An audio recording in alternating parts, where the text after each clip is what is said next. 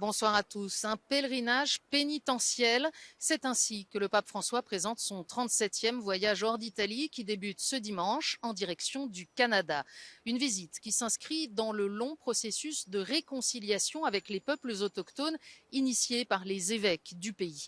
Au cœur du sujet, les pensionnats résidentiels ouverts à partir du 19e siècle.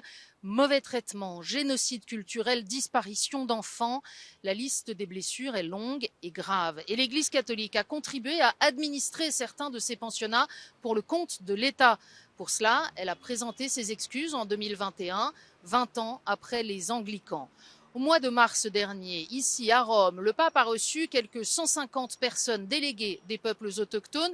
Il leur a demandé pardon, un geste qu'il devrait réitérer à l'occasion de cette visite et qui est attendu, comme nous l'explique notre ami Jasmin Lemieux-Lefebvre, bien connu des téléspectateurs de KTO.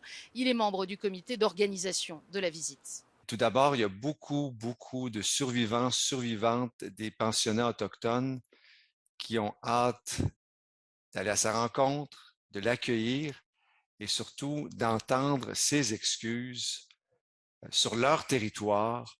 Ce sera bien évidemment l'un des premiers gestes que le pape François posera sur le site d'un ancien pensionnat autochtone en Alberta. Et en effet, la première étape de François, c'est Edmonton, capitale de l'Alberta, l'État qui comptait le plus grand nombre de pensionnats avec 26 établissements. Dès lundi, le pape se rendra dans l'un des plus grands d'entre eux, celui d'Hermineskin, où il rencontrera les représentants des différentes composantes des peuples autochtones au Canada, les Premières Nations, les Inuits et les Métis.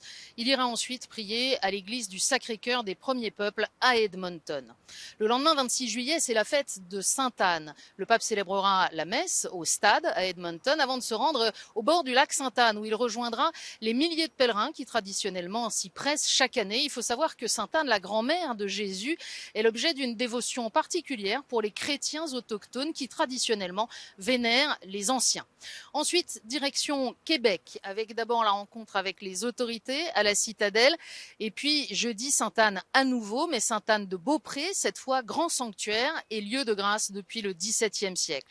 Enfin, vendredi, 29 juillet, le pape se rend dans le Grand Nord canadien, dans la petite ville d'Iqaluit, 7000 habitants. C'est la capitale de l'État du Nunavut. Là encore, il rencontrera d'anciens pensionnaires inuits.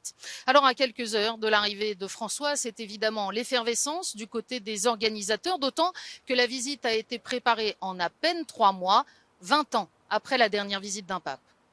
C'est un immense honneur de pouvoir, 20 ans après les Journées mondiales de la jeunesse à Toronto, nous avons accueilli Saint Jean-Paul II, de pouvoir recevoir François au Canada. Il y aura des soubresauts, des changements de dernière minute, mais il y a une belle équipe.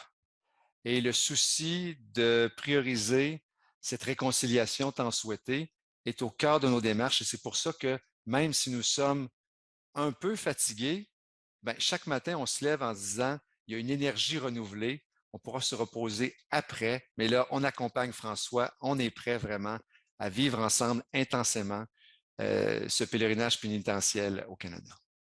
Et des soubresauts, il y en aura probablement. Le Vatican indique que le programme pourrait être ajusté au jour le jour en fonction de l'état de santé du pape François qui, rappelons-le, souffre toujours du genou. 20 000 kilomètres, quelques 24 heures d'avion, une dizaine de discours en 5 jours. Voilà le programme. Il est particulièrement dense. Il est en tout cas à suivre en intégralité et en français sur KTO et ktotv.com.